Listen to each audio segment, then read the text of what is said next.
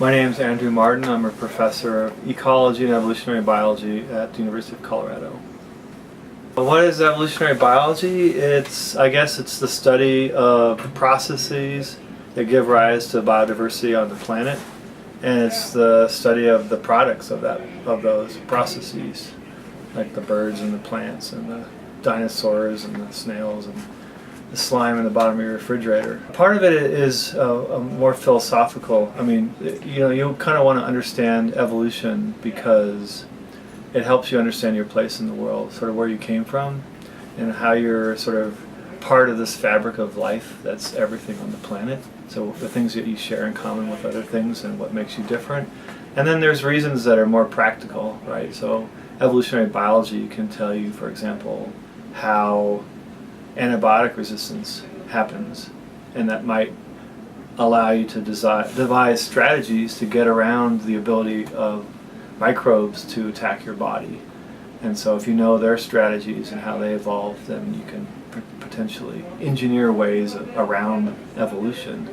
So there's some real practical reasons why you want to understand evolution, as well as sort of just knowledge-based reasons. So my research is, it really uses molecular information in individuals to tell us about how they make a living.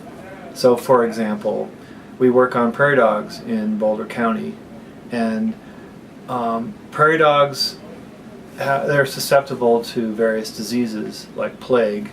And so we use prairie dogs as a model system to try to understand the epidemiology and evolution of the relationship between the organism that something infects and the thing that's infecting it.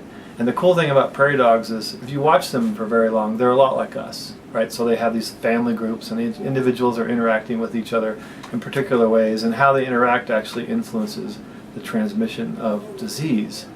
So what we do is we pull out information from their genomes, a DNA fingerprint, like they use in forensics, to identify each individual, and then we can tell who's related to who in the family group and how those individuals are related to other individuals in other colonies, and figure out if they've been moving and how they move and the frequency that they move across the landscape, right? And then that could tell you how the disease itself might move, for example. And so our goal is to use the molecular information in each individual to piece together how organisms have been using this particular part of the landscape over a reasonably long period of time.